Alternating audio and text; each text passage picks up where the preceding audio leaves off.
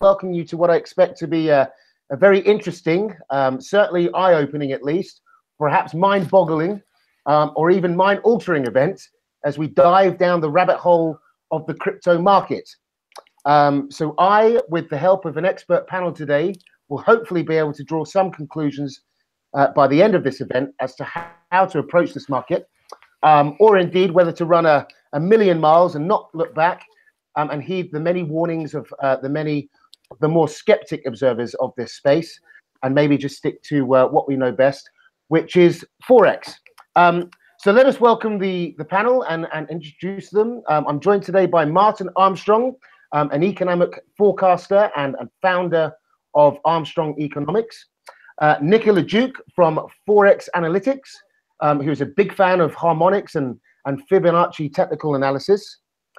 Joel Kruger, founder at JKONFX, who is a currency strategist. He's an award-winning Forex trader, nominated for outstanding. And finally, our cryptocurrency expert, analyst, and whose popular YouTube channel, who has thousands of followers all the way from New Zealand, joining us at the Crypto Lark. So I welcome you all and thank you all very much for joining us today.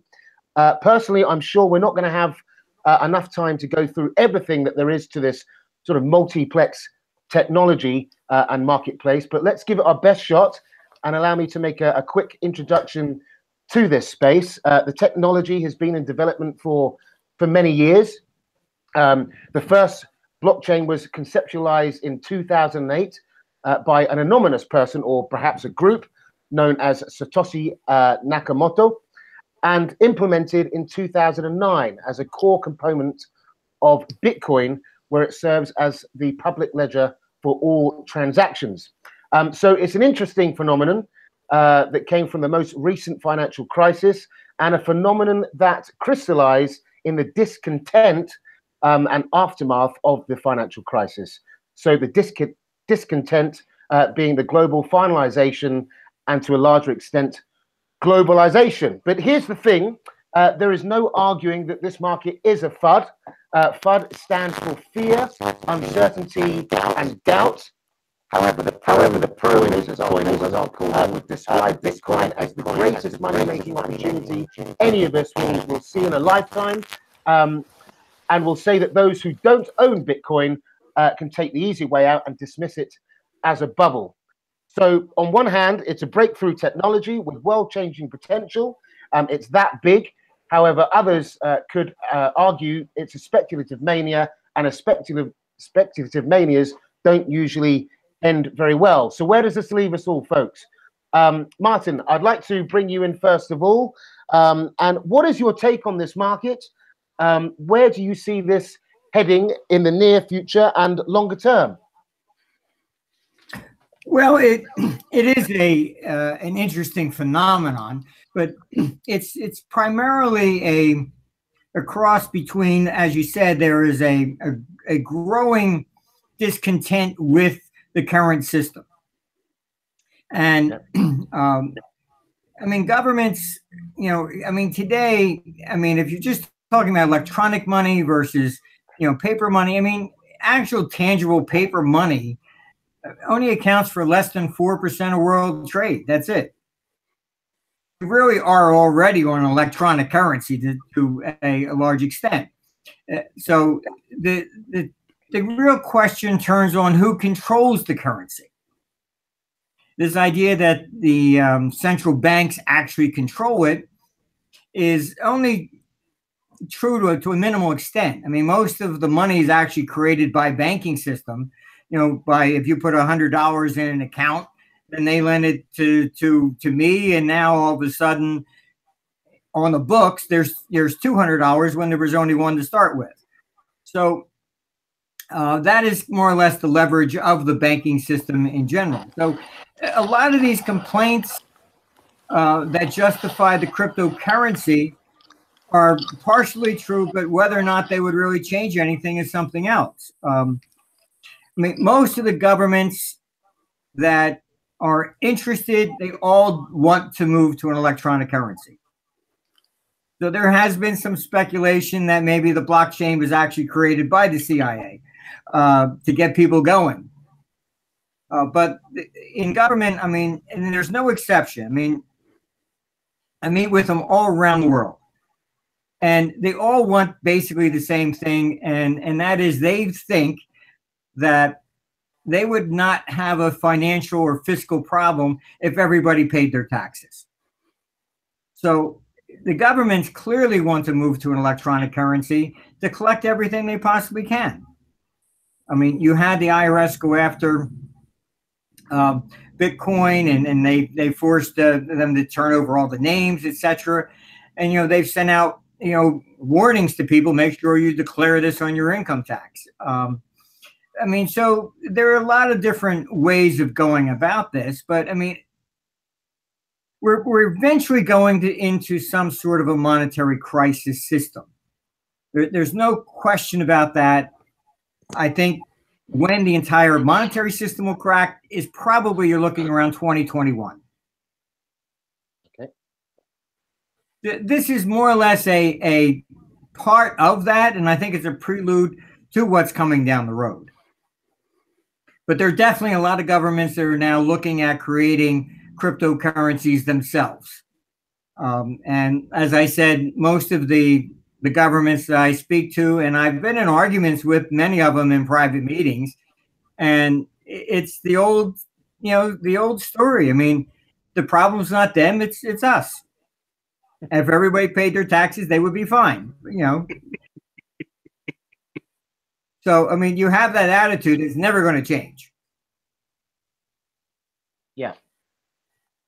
Well, I mean, governments are certainly watching this space. We've had the recent introduction of this into the futures markets and so on. And you've got Clayton there, who's the head of the SEC. And I just wonder, how much leeway that they're going to allow this market to have before they really start cracking down on it. Well, I can tell you in the 70s, when futures were starting, they were used as what we called tax straddles back then. And it was a great, I mean, everybody was involved. You basically, for example, if gold was going to go down, you bought it in December and you sold it in January. So you took a loss in December. So that was on your and the profit was in January. So people were using it to move money from one year to the next. Then the IRS figured it out.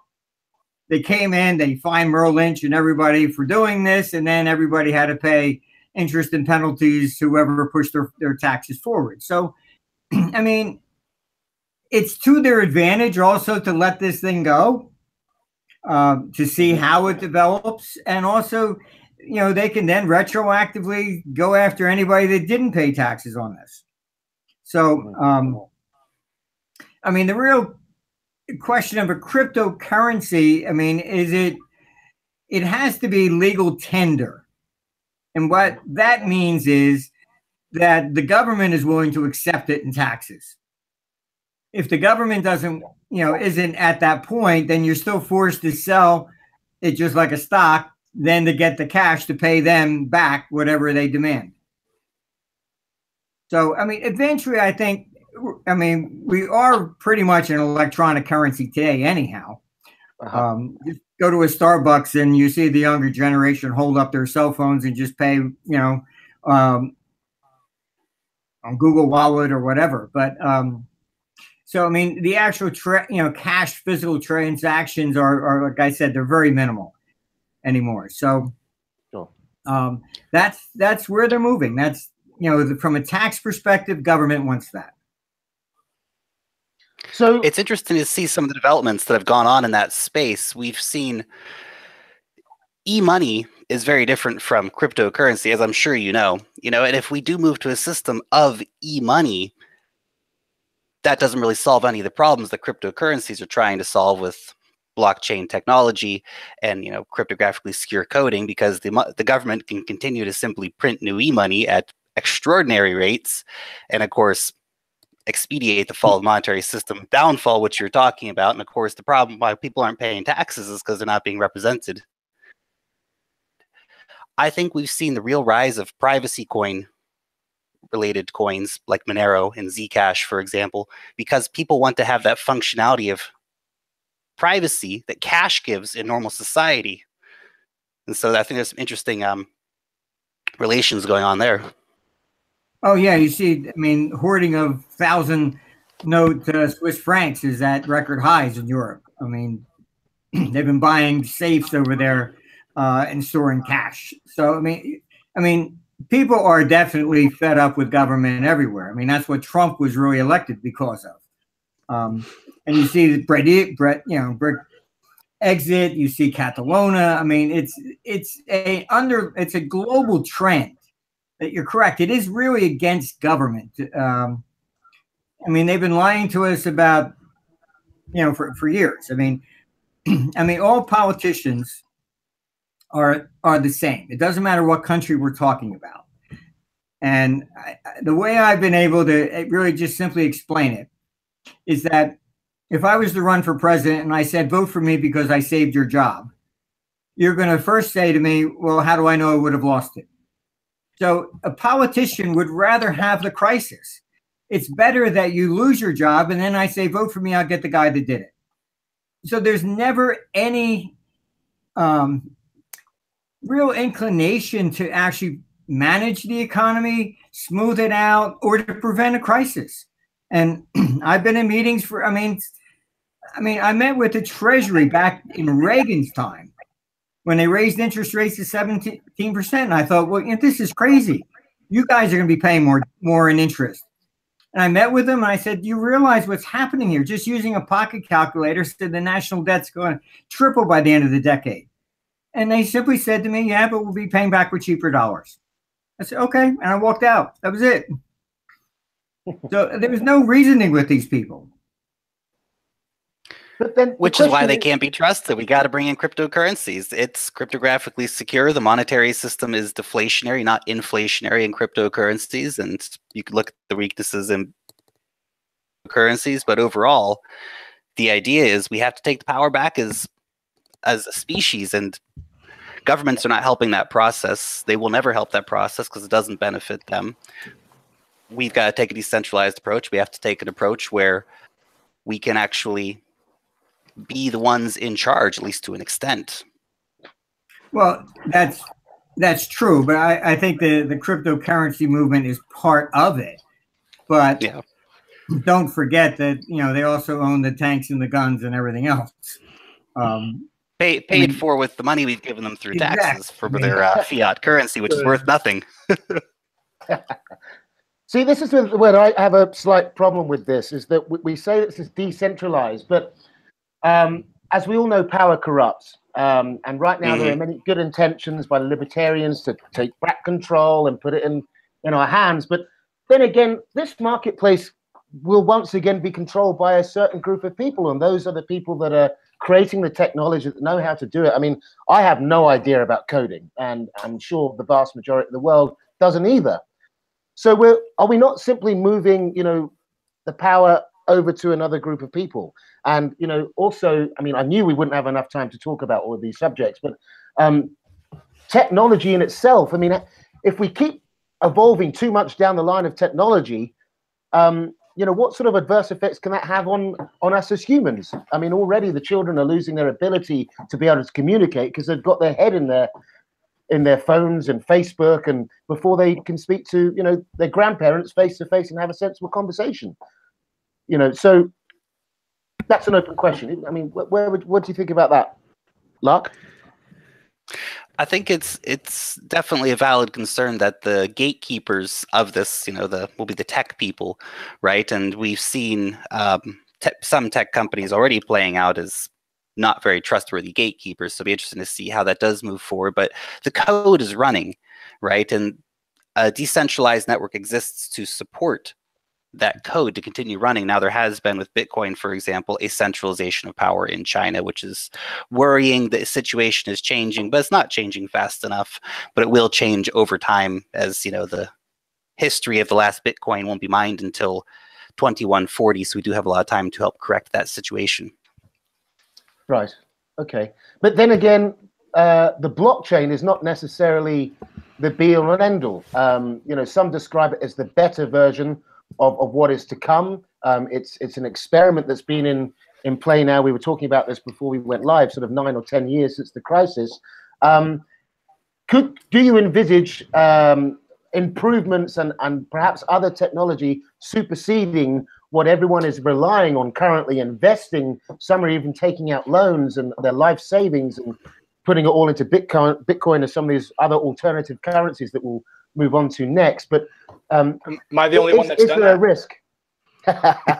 Oh my God, I can virtually guarantee that, you know, that it's going to move on and that like it won't just be big. Like, remember when the internet started and we thought that the internet was AOL or Netscape, and we had no idea what it would become. And I really see blockchain the same way, and I don't think it'll just be a currency. So So for sure. So there are risks then of being involved in this market at such an early stage, and new technology coming on, and you know your investment goes to zero because it can't switch smoothly over to the new technology that comes in place, perhaps. Well, I think if you're looking at the newer stuff, like it's like seed investing, you know, which previously wasn't really open to most people, but now with cryptocurrencies is open to a huge number of people. And so, yeah, but mostly everything is at least 2 years away from having a product. So you really are a seed investor, and most of them won't come to anything. And most of them, because there's so much demand, the valuations are nutty, completely nutty for most of them, considering they have no product. But one of them is going to be a Google or an Uber, and we just don't know which one. Sure.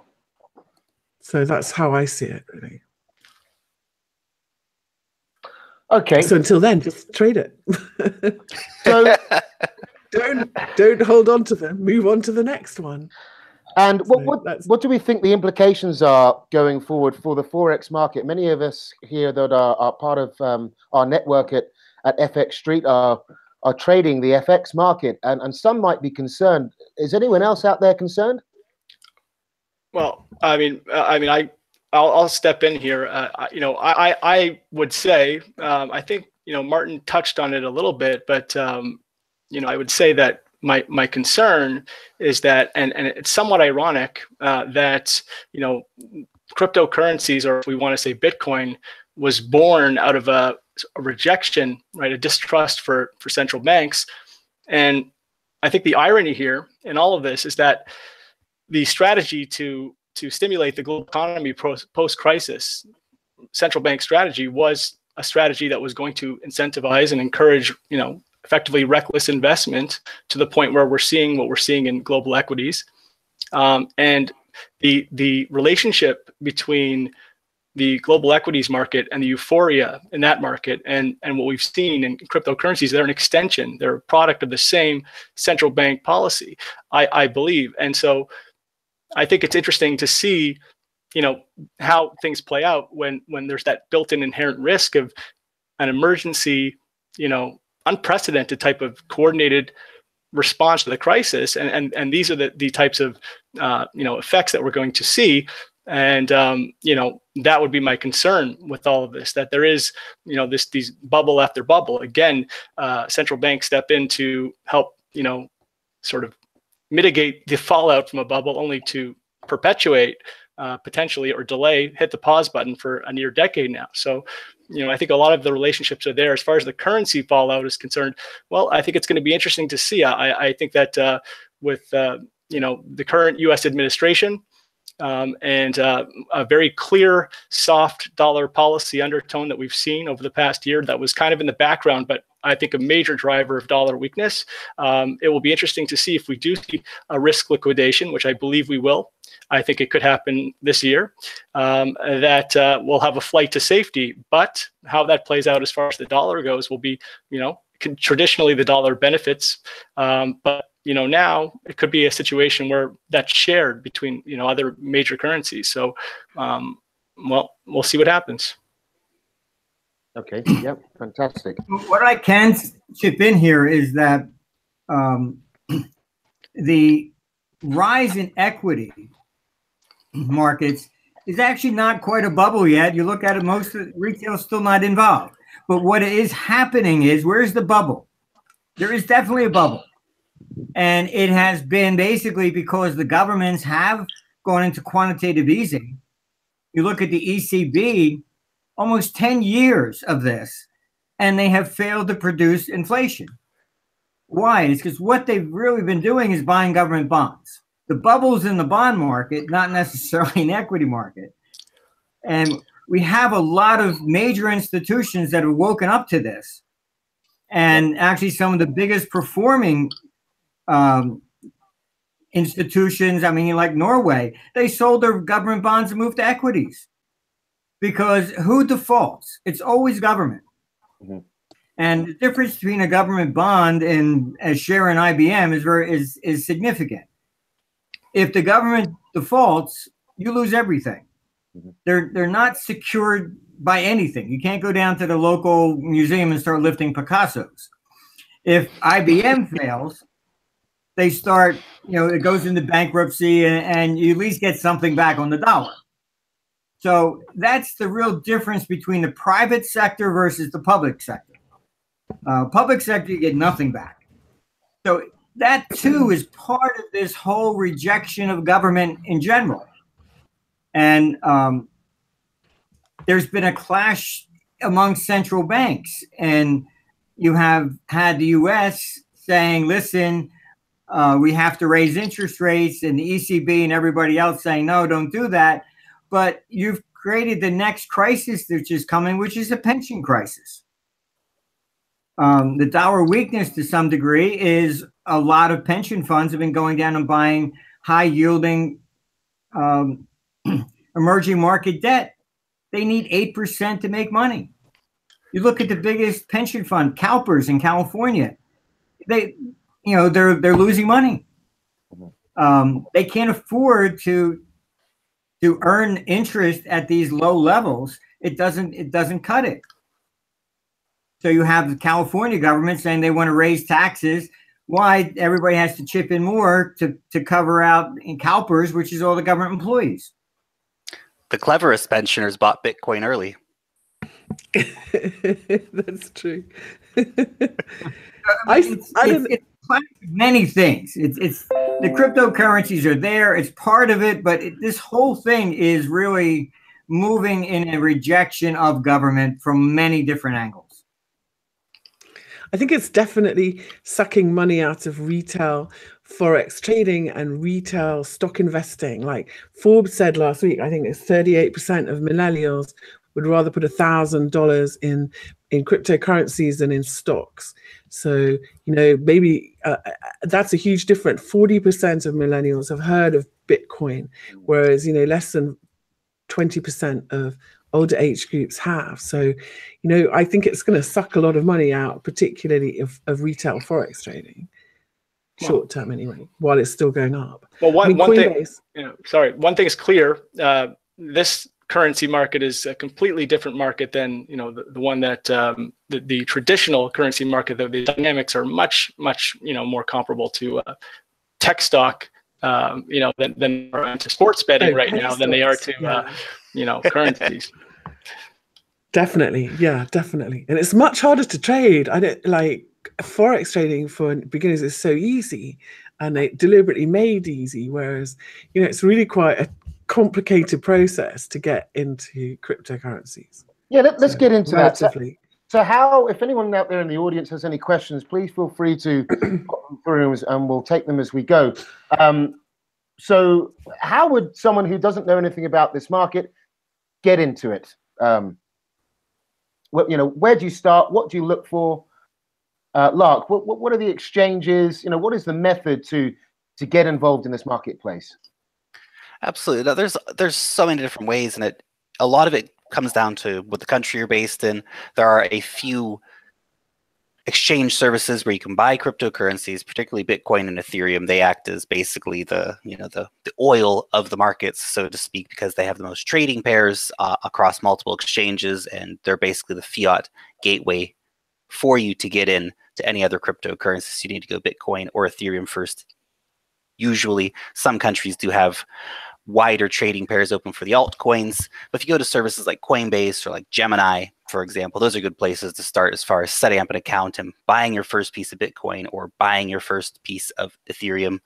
And from there on out, it's an absolute rabbit hole of trying to understand, literally at this point, thousands of different projects, finding different platforms, different blockchains, finding out what different blockchains are.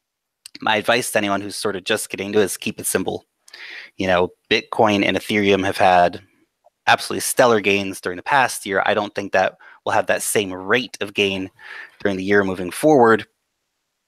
It would be absolutely crazy to see another 15x gain on Bitcoin. Of course, currently the price is a bit farther down than that, but those are the good places to get started off at. Okay, I mean, we've got a statement come through here from Mohammed Ahmed, who says, forget trading crypto, it's a headache, guys. Invest in ICOs. So admittedly, when I first came across this market, I really had no idea. You know, you're talking about currencies, but it's not like currencies that we know. So can we talk about the alternatives to, because it's not just about Bitcoin. Can we talk about what are the alternative assets in this multi-complex of a market? Well, there are a whole bunch of alternatives to Bitcoin that are cryptocurrencies, either currencies or tokens that will become blockchain projects or coins in the future. And when they're launched, they're called an initial coin offering or ICO. And you know, if you think that investing in Bitcoin is risky, you have no idea what ICOs are. But this is like ultimate seed investing, and some of them, the gains are really spectacular, but the demand is huge. You have to, you know, register for pre-sales, and you have to I think a lot of the demand is, particularly for Ethereum, has come from you have to buy Ethereum or Bitcoin in order to buy and participate in these initial coin offerings. And some of them lately have been massive, really massive. And but all of them started out as an initial coin offering. So you could buy in at the beginning for literally pennies before they're launched or before they ever become on an exchange. And then you have to hold them for quite a while, wait for them to get listed on exchanges, and before you can trade out of them. So yeah, that's kind of how it works. It's like an initial stock launch, but the space has become really crazy. So there's a lot of that. There's over 2,000 of them, and you have to read the white papers really quite carefully, because a lot of them are just scams. People can pretty much, because nobody has anything concrete, so it's all about, you know, what they're going to do. So you have to look quite closely at who's on the team, what have they done before, you know, is it realistic? Because yeah, a lot of them are, people are just throwing money at anything that sounds good at the moment. I will say, just for anybody that's coming in, I had to find this out the hard way, but Lark, I found out, I was very stressed. You don't have to hold on for dear life. You don't have to. I found out you didn't have to hold on. You can get in and out. I mean, you don't have to just hold the currency. But more seriously, I would say that I think what will be fascinating, or what could be fascinating about this, are the stable coins. So you have currencies now. This is, I think, very interesting. You have a currency called Tether, which many in the community know of well. And Tether is tied to the US dollar, supposed to be backed. And we don't really have a lot of information about that. But right now, Tether is linked one-to-one to the US dollar. And, you know, if things potentially got ugly and people within the space wanted to go to Tether as opposed to going to cash, and Tether, well, structurally wasn't able to hold up, or if it wasn't backed properly, that could be an interesting sort of systemic risk that I find fascinating. A lot of people right now are worried about the Tether. Obviously, they haven't been audited. They're not open to that happening. If they do go down, that is going to be highly problematic. There's been a lot of accusations made about Tether and Bitfinex. And this, I think you hit on a really great point here, because we are in the absolute Wild West, and it's getting, there's a few more sheriffs in town now, but we're still in the Wild West. The fact that there's so much insider trading going on, that there's so much manipulation of markets, that there is unaudited projects, and ICOs are massively risky. Like Nicholas said, they don't even have ideas, but they have a promise of an idea that you go and invest millions of dollars in. Potentially they're raising way more money than they would get from venture capitals. So there are a lot of risks in this market, and that's just the tip of the iceberg. Here's the thing with Tether, you know, the 1960s. The 1966 crash in the stock market was really because they took mutual funds and they were listed. So what would happen, the real net asset value of a mutual fund, let's say, might be $30. And it would be bid up because their returns were good.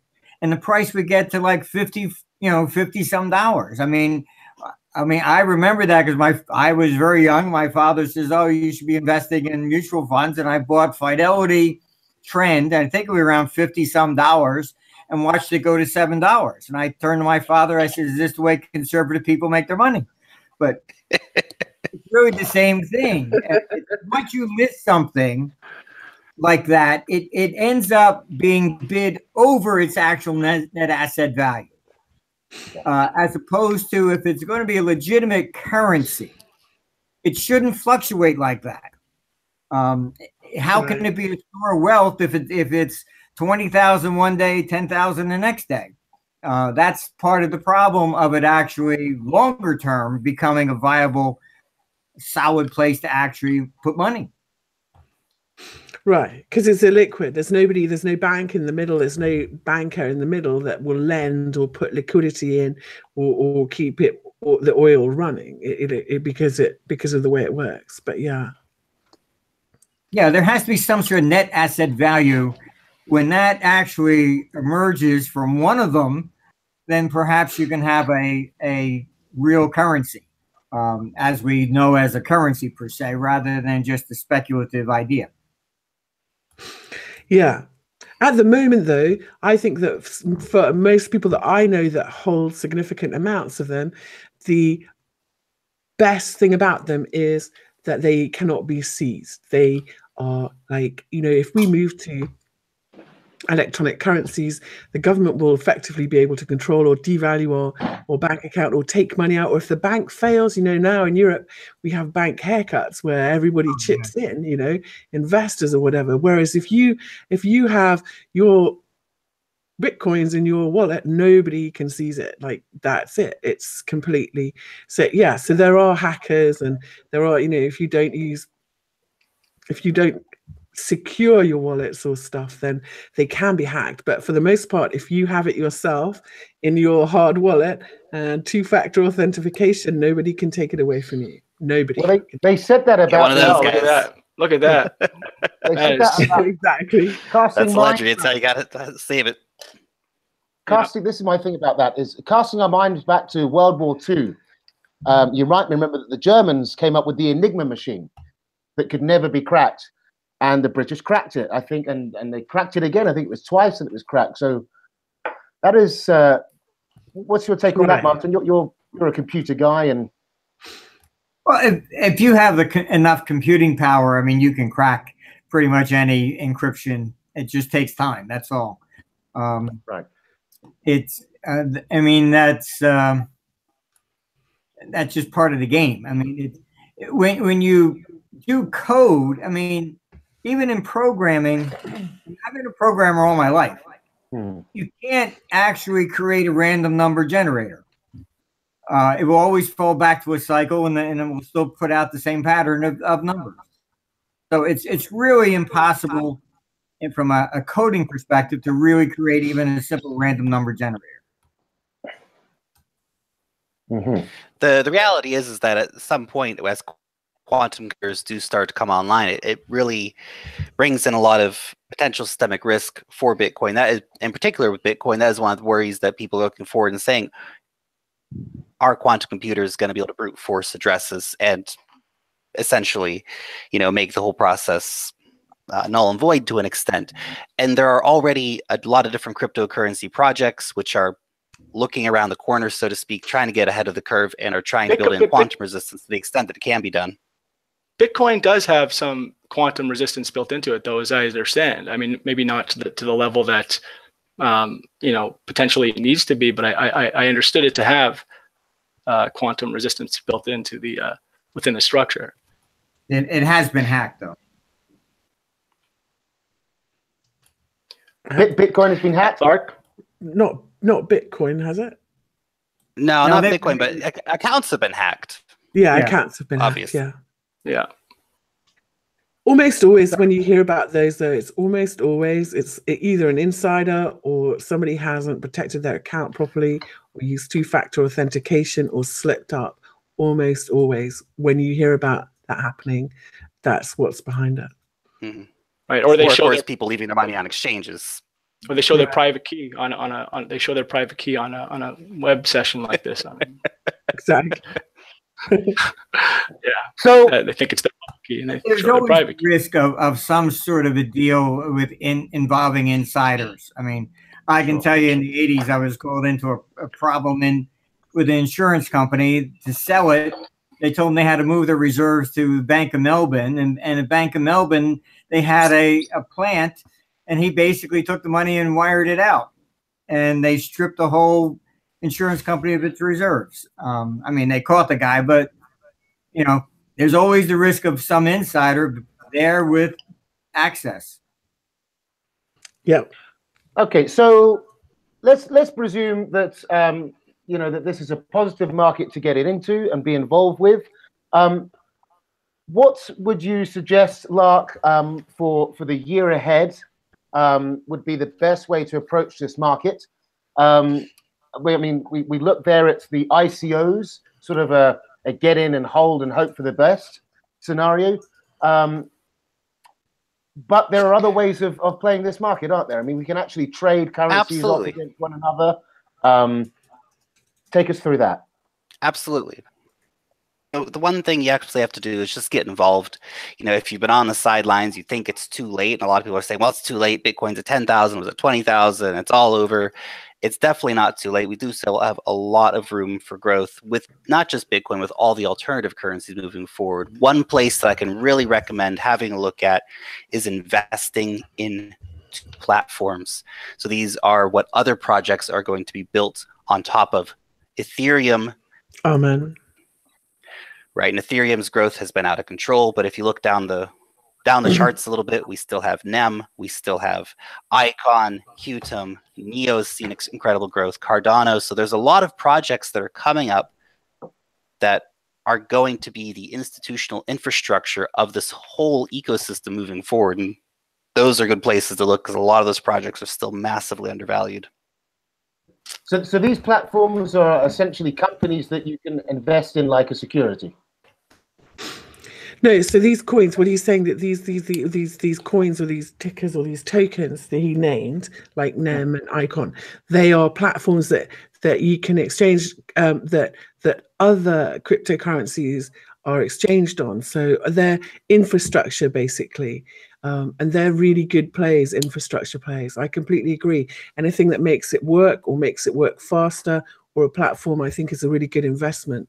But you still have to do some research. But yeah, and there's something lately, like I think that blockchain has huge potential to transform a lot of things like medical records, insurance. PAL, yesterday's ICO was massive, like it went in seconds, because some of these I do think can be really transformational. I would add a couple of things here. I would recommend exercising caution. I think, first of all, a couple of things just to note from a price action standpoint. Okay, if Bitcoin right now, collapsed to $7,000, we'd be at levels not seen all the way back since November 2017. Okay, so just a few weeks back. Right. So, we need to have some perspective here. Okay, and we need to understand that when we go to the grocery stores now, and you hear your grandmother and the other, talking about Bitcoin, you need to have a little bit of a sense of where we're at. I believe in where we're going. I love the idea that there's such innovation going on. I think that people talk about decentralization, they talk about blockchain, they talk about Bitcoin. But, a lot of this started with, sort of peer-to-peer and trying to figure out a way to sort of find technologies that are going to bring the world closer together. And that we should all be for. And that's, and that's kind of where we're headed. So I think that, I would exercise extreme caution right now at this point in time as far as investing or trading in this space. You need to have an understanding of where we've come from and how quickly we've come before jump. But I do think it's good to get involved and to sort of see what's going on. But I would be very cautious right now where we are. And, like it goes in trading, if you miss it and you're sitting on the sidelines, well, there's always opportunities. The market's always going to be there, but I would definitely recommend exercising caution right now. Okay. And I would add one thing. Make sure that you don't think that in trading any of this stuff that you're outside the system. And you don't have to pay taxes, etc., because the governments are clamping down on all of this everywhere, and they smell blood. And I mean, a girl just in our European office sent 200 euros to her father for Christmas, and they wanted to know where she got the 200 euros. Yeah, that's true. I've noticed that they're clamping down a lot. But I think, a lot of this stuff about South Korea and China, and this talk about them, banning cryptocurrencies, I think is wrong. I think they really want to control it because they want the taxes. So they want to control the point where they want to know who's got it, and they want to control the point where you exchange it for real fiat currency. And that's all that this is about. They just want to get on top of it. They don't want to shut it down. You bring up another good point, though. I mean, I think that we're also noticing, and this is an important point with the technology, there are certain projects that are moving towards working together with regulation, and they're sort of they're not running away from this elephant in the room, and those are certainly projects that you want to be paying attention to. I think those are things that are where you want to be looking. Of course, there's other areas within this technology that are affording some luxuries to some people, but there's other parts of this completely different side of this, and I think that there's a lot of sort of good things that are coming out of it in that direction. One more thing I want to add for now is that, again, this was born in October 31st, 2009. Okay, that's when the paper was published. Satoshi's paper was published. This industry has this crypto asset industry knows no downturn. And it's an industry born from developers and engineers, and that's why you have this hold on for dear life mentality, which is it's great, right? It's great, and that's why it's been able to do so well, because probably they're not thinking about the money. But at the same time, this is an industry that's been born at a time when there's arguably been no better time to be investing in risk assets, right? It's just been a free ride. Well, it's a free ride, but it's a wild ride, like, 40-50% retraces in Bitcoin is normal. It's done it 5 or 6 times.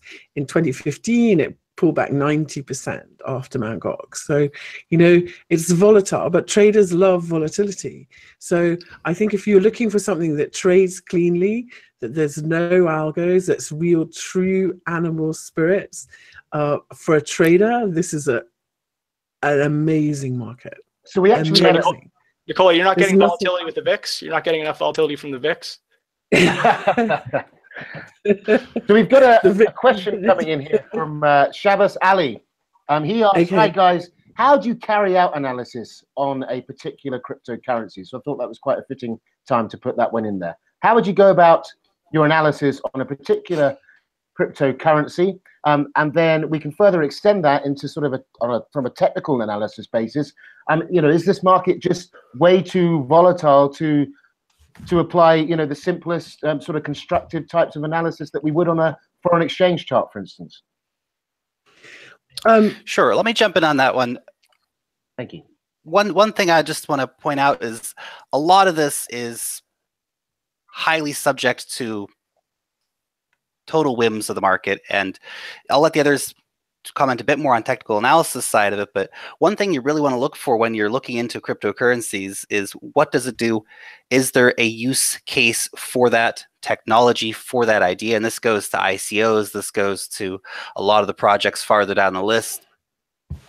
Who are the people behind it? Because a lot of what we've seen in this space, the ability of dedicated teams, dedicated developers, dedicated front men to be able to pull the projects off. So those are some things that you can keep into consideration when you're actually looking into projects. And a lot of the projects that performed the best have had that behind it, you know, very good secure code and all the rest of it, as long as also being a good idea. I completely agree. I would say, I would also add, if you're looking, when I started looking at ICOs, I was in a Slack room where there were so many to read. We used to divide them between ourselves and share our analysis. But now there are some really, really good websites where you can do that, like ICO Bench or ICO Rating. There's a rating agency coming out for ICOs. So it's starting. What I'd really like to see is some regulation. That would be nice too, because some of them are out and out scams. But I think there's some much better resources coming for people who are looking at ICOs now. So I completely agree with everything about looking at the project and who's behind it and stuff. But if you're doing technical analysis, then like pure technicals really do work in this market. And if you stay in touch, just like social media, you know, Reddit and Twitter and what people are talking about, the hot ones really are the hot ones. They really are good animal spirits. I just want to jump in here for a second. So as far as the investment in the space, you know, I think, sorry, breaking up here. Can you hear me there?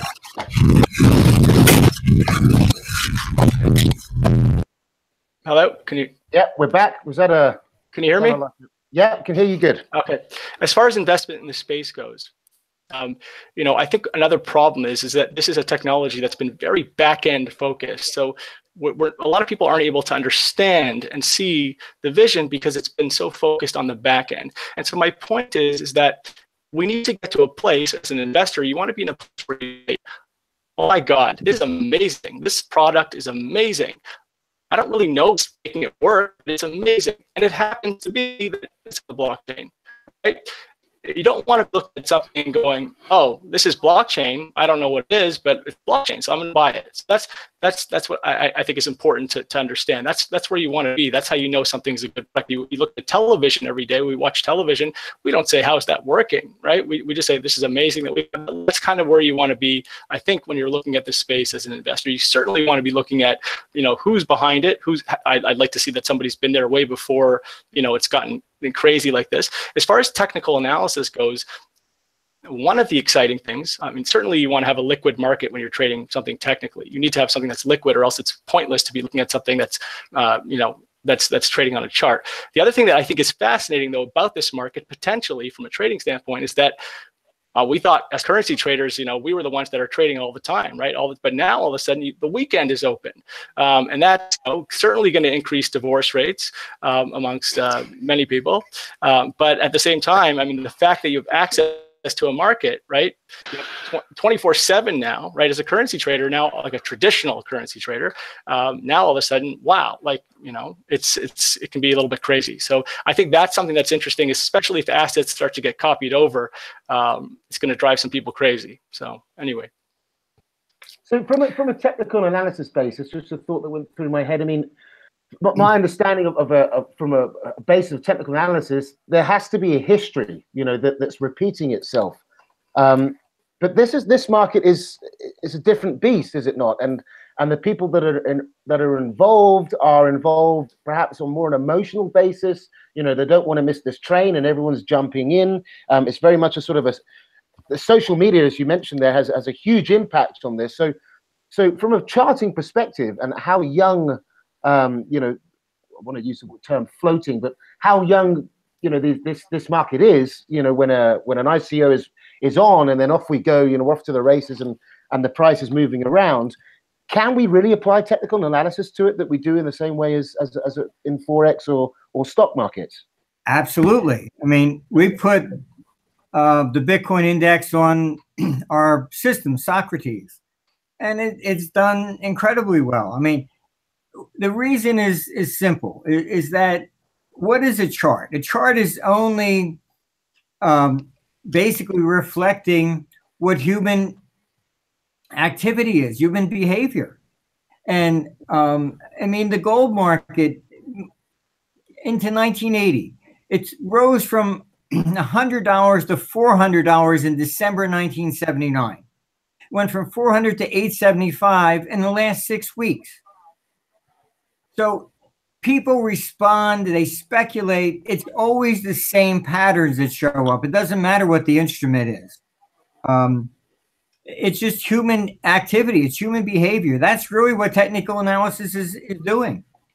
I would agree. I mean, you look at a chart, I always kind of joke that it's the purest form of fundamental analysis. You're just looking, if everything's discounted into the price, right, then you're just how lucky to be able to look at the entire, makeup of the market. Well, I don't know as a fundamental trader necessarily what all the views are and what the sort of prevailing opinions are. But when you look at a chart, you're able to see everything. I would say that if something jumps out and is trading for 2 hours or a day, well, I mean, it's not going to be that, that easy to read, but yes, I think that charts are great in terms of the insights that you get, and not just because you're looking at a head and shoulders top or a descending triangle. I mean, you have to understand why those things are happening, right? They have to make sense, and if you think about it like that, then there's a sense to it.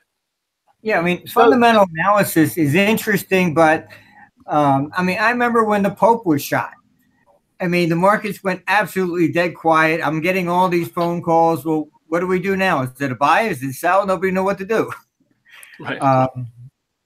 So, I mean, you have fundamentals that, they raise rates, you do this, you do that. But, when you look at it, I mean, I remember going into the 1981 high in interest rates, every time you did that, they went up, the market would decline. But the decline kept basically actually itself declining, and the last rate hike, the market actually went up.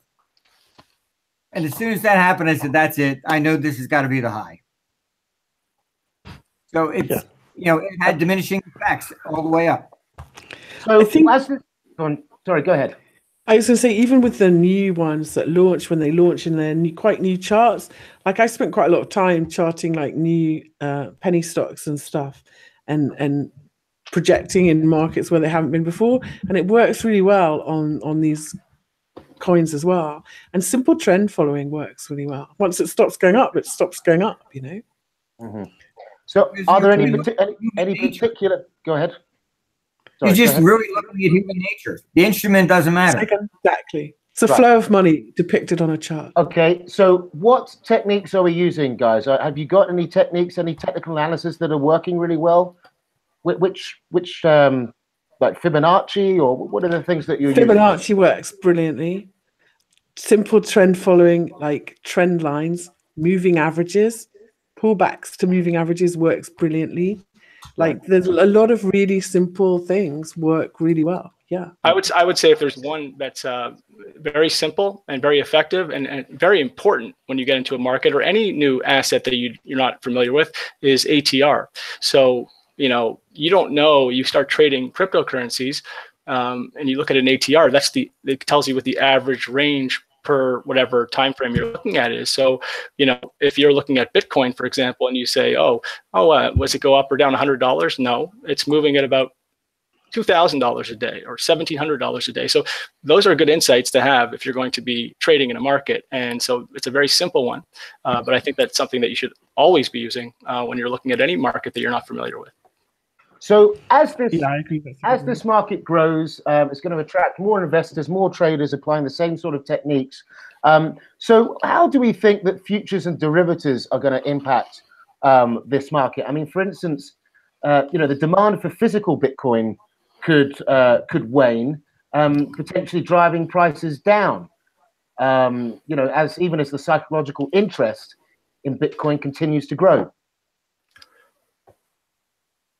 I think that I think that actually, what if interest in Bitcoin declines, or when the price tends to decline, money seems to go into the alternative coins. So I really don't see the volume in the futures market yet that's going to make the kind of difference that you're talking about. Right. A lot of people were laughing this week that this sell-off was caused by, futures settling today, but this week. But I really don't see that. Just there's not enough volume relative to the market. It does introduce a I think stabilizing eventually factor. it might, but for now that's not the case. It does introduce the possibility of a bit of a stabilizing factor in the sense that it introduces the hedging, which is an important component of any market. If you're going to have a market that's going to be considered to be a market that you can trade, you need to have those things built in. So there is that area that brings a little bit more legitimacy to the market, as far as giving it making it more well-rounded. Yes, you can hedge it, and it also brings liquidity. Right. Once the futures markets began in the 70s, the gold, that's what made gold. It was suddenly everybody was using it. They were, we had all the Middle East guys that couldn't earn interest. They were buying gold and then selling it forward to collect the basic carry charge, which was really interest. I mean, that's what made the market. Mm-hmm. So it becomes liquid then. Otherwise, you got to pick up the phone, call 3 different dealers, and everyone gives you a different price. Yeah. You're certainly bring in bigger players when you do things like that. So I agree with that. That might be the savior of Bitcoin, because there's a lot of chat about the flippening, which is when one of the other coins overtakes Bitcoin in market cap and becomes the king of the pile. So if there's only futures in Bitcoin, that might save Bitcoin, and the flippening never happens. Yeah, the futures market will definitely deepen it and make it more legitimate, per se, in the sense of liquidity. Right. That'll be a good thing. Yeah, good thing. So we're going to start wrapping up shortly, and I just want to take a couple of more questions, unless anyone else has anything more to add. But we've got a question coming in here, which I'm going to direct over to you, Lark, if you don't mind, from Lukey Boy 88. He asks, can you pick, say, 5 cryptos that you think will grow big in 2018? Obviously, this isn't any advice, but do you have any opinions? 1000x. He wants 1000x. 1000x. This is a question that I get a lot, and I can throw a whole list of names out, and I'll give them a few just to put it in perspective. But to be honest, this is one of those questions you really have to. Don't just listen to some dude on something somewhere. You actually have to go out and find projects that you believe in, but ones that I'm personally investing in, and I think are really great projects. Cardano, Litecoin, Icon, Qtum, Nem, for example. You can go look into those 5 particular projects, but the thing is here is that you have to find projects you believe in. You have to find projects that you're interested in, you think are solving real problems. Because if you don't believe in them, you're going to sell them the first day when they go down 20%. And that happens all the time in the crypto market. So you actually have to really know what you're getting yourself into and find the ones you like yourself. And he's saying here also that it's proving very difficult to find somewhere reputable to buy some of the lesser known cryptos in the United Kingdom anyway, such as Nem, Sirecoin, etc. Do you have any advice on how to tackle this problem for him?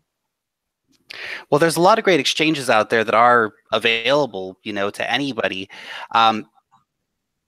But one thing that, it doesn't help him today necessarily, but we are seeing decentralized exchanges becoming more and more popular, and those can't really be, jurisdictionally shut down in the way that the centralized exchanges are. But I would be surprised if he couldn't access Bittrex or Binance or any of the other myriad of different sites. And that is perhaps part of the problem, is that there are too many options and no one site has every coin, which is problematic. You have to go to 30 different places to get 30 different coins. Yeah. So Martin, do you have any ideas how this market then might sort of morph into something more accessible and easier for us to use? I mean, presumably that's going to come through natural progress as we evolve. But what's your take looking forward on that? I think that's really the futures market. Right. You then have an actual clearinghouse that you can trust to some degree. We had one girl in the office trying to trade some of the cryptocurrencies, and then all of a sudden she wanted to cash out. Well, we have to verify it's really your account, and they drug it out on her for like almost 3 months. I told her, I said, just send a letter saying you're going to call the SEC. Then they finally sent her money. Well, you got to be careful with some of these things. I mean, but I think the futures market is very good. I think it will help flatten out Bitcoin, make it deeper and better in a sense of liquidity. And it's more of a trustworthy place to actually trade it back and forth. So you don't necessarily, like trading gold, you don't have to physically buy the gold bars and hold them yourself. You can just trade the contracts. Mm-hmm. Okay, and then lastly, there's a lot of speculation out there that Bitcoin is going to the moon, but we're talking here about more stabilization, ironically, as the market expands. Martin, what does your computer say for the future of Bitcoin in terms of price? Basically, it did a pretty good job. I mean, you can go online and look at the Ask Socrates stuff, but I mean, it forecasts it every day. So, and that's just simply the computer doing it, and it's doing it from a pattern recognition and technical perspective, and it correlates everything. So I mean, this is, as I said, it's part of a trend that is anti-government per se. Mm-hmm.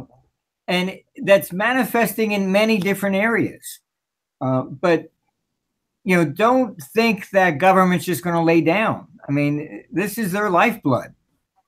I mean, what's going on in Europe? The euro is actually a complete disaster.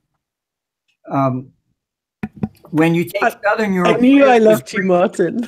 I mean, why was Greece, Spain, and Italy in trouble?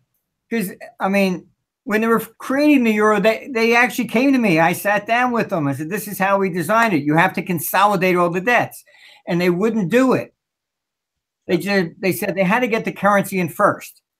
And they said it would appear as if they were bailing out Greece, for example. I said, well, you're going to end up bailing them out anyhow. Why? Because you took the old debt that they had, you then converted it to euro. Then the euro doubles in value. Now you owe twice as much.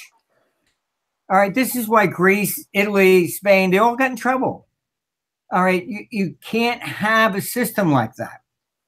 And so this is the whole problem of Europe. Now, they will not solve the issue because it requires consolidation of the debts, and they don't want to do that.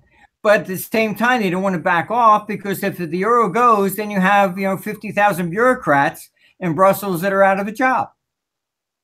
So it becomes defending their job versus let's oppress everybody else because we have to keep our job. So you've lost all reality of these things. And what made the dollar successful was that Alexander Hamilton consolidated the debts. I showed him that. He took all the debts of the states. That became the federal government. Thereafter, the states were on their own. Why is the banking system in trouble in Europe? Because effectively, then they had to be politically correct, and reserves became euro bonds of all the countries. So Greece goes down. Now they're chopping the reserves of a bank. It's just been a total mess because it was not designed properly from the get-go. So all this sounds to me that you can see Bitcoin going much, much higher. Well, I think this is part of a trend. All right, that you're looking at capital running away from government. This is why the equity markets are going up. I mean, our computer's been forecasting that the people thought we were completely crazy, but I mean, you can go back to Barron's. They put out an article, I think only back in 2011, that was a joke. They said, oh, he's calling for new highs in the Dow. Ha, ha, ha, basically is what they said. And I mean, our computer's been showing that the Dow's going up to probably closer to 40,000. Not, this is all part of the system.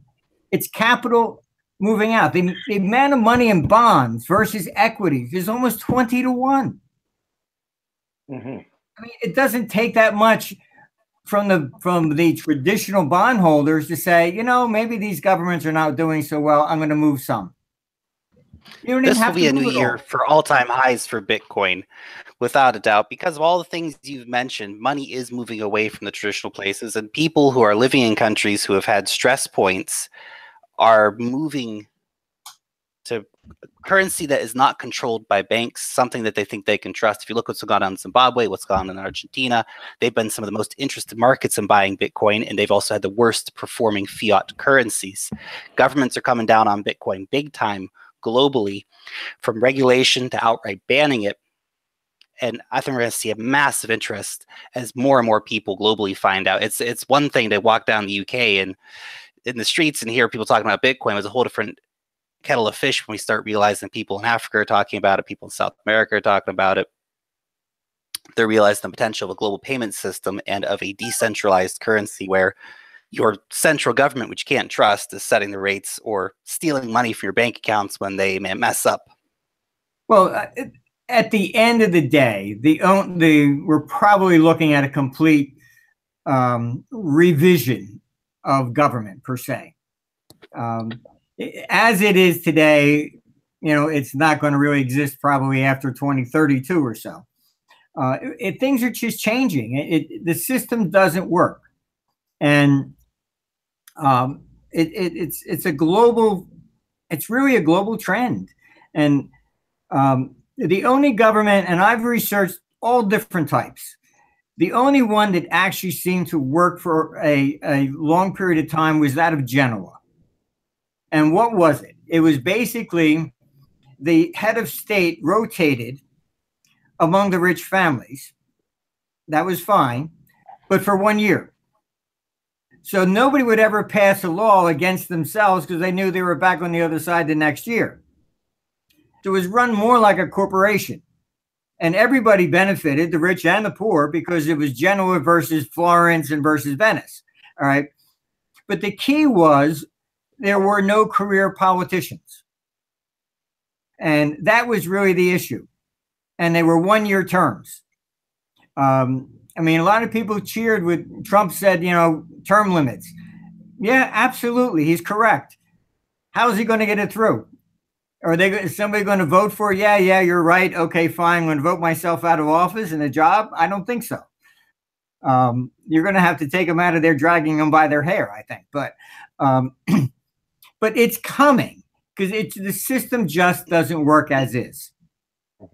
I absolutely agree. And the interesting thing will be is whether blockchain and the coming technologies offer us a means of governance without politicians and government. So it'll be interesting to see, Look, at least to an extent, that moving away. They were, you know, refiners in gold. And what's happened is that the governments have come down. They have to report every ounce of gold coming in to be refined, where it came from and where it's going. Look, 20 years ago, you could put a bunch of $20 gold pieces in your briefcase and hop on a plane and leave. All right, you can't do that today. So they're closing in on everything that they possibly can because it's really just a hunt for taxes. That's it. So we're in 2018 now. Martin, you said 2021 looks to be a problematic time for the world and markets and so on. What are you seeing in terms of the correlations between, say, the Dow, Bitcoin, and gold and the dollar? Are there things that we should be looking out for? Because, I mean, 2021 is a long way off, but there are plenty of problematic things that could happen before then. So it'd be interesting to know what your thoughts are on the correlations, and then I think we'll start to wrap it up. 18 is basically the start of it. This is when what we are calling for much higher volatility from here going into 2021, and it's just going to systemically just become, much worse. I mean, we have a lot of issues out there from, Korea and China to, to Brexit, to you have the Italian vote coming up. So you have in Europe a lot of discontent with the central government. And once you undermine confidence, that's the key.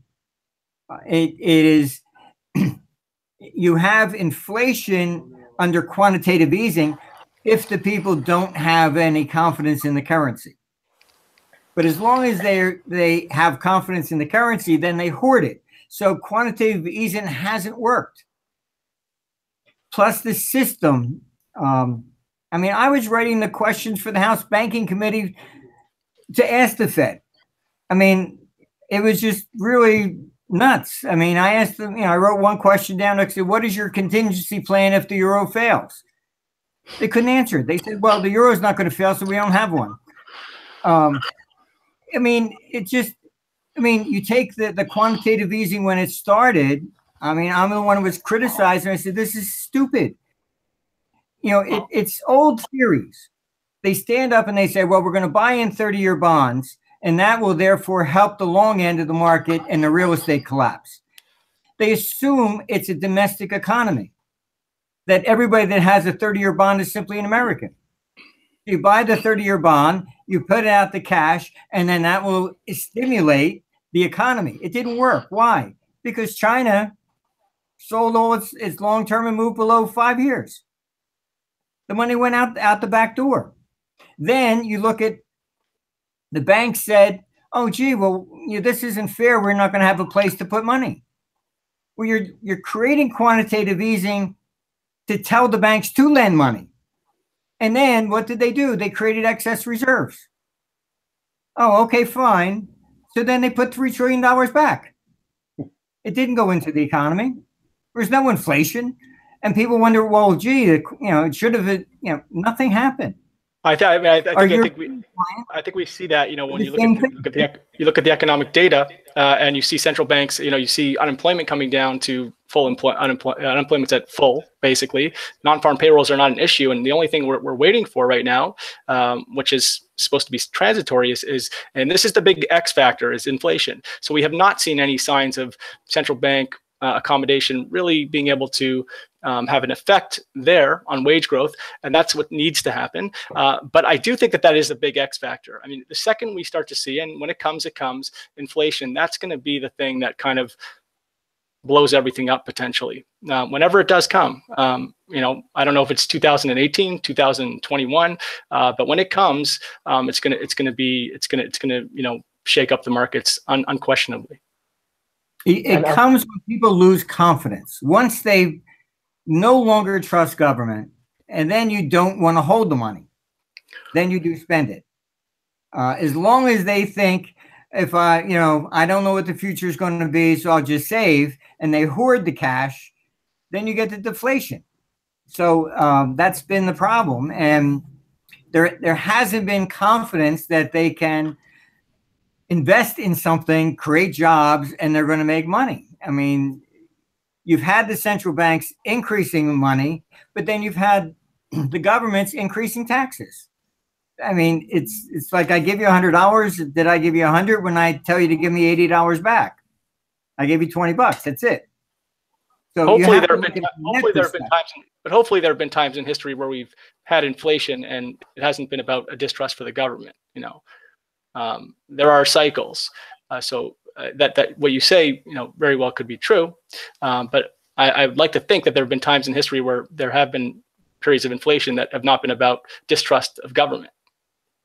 No, you get things that really is important to keep an eye on here is that we now have more information than ever know about the corruption in government, how the bad monetary policy of government, the incompetence of politicians, and that is why we're seeing a move towards a freedom from that process.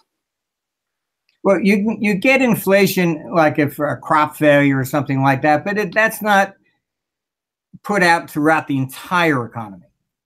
You'll have commodities rising, but not necessarily everything else. So like the oil, shocks in the 1970s. But you eventually undermine, it's when the confidence in the system as a whole is undermined. That's when you get inflation running through everything. As we did in the late going into 1980. I mean, they were hoarding toilet paper back then.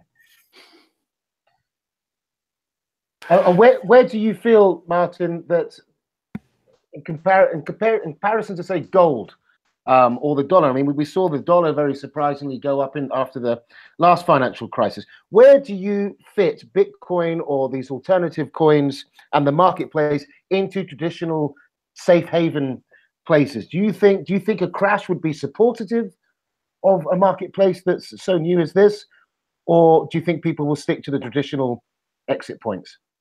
No, there's look. Not everybody does the same thing. You're going to have more retail people go towards gold. You'll have some people go to cryptocurrencies. You'll have other people going to equities. We've already had the first run, like for real estate. That's kind of petering out now.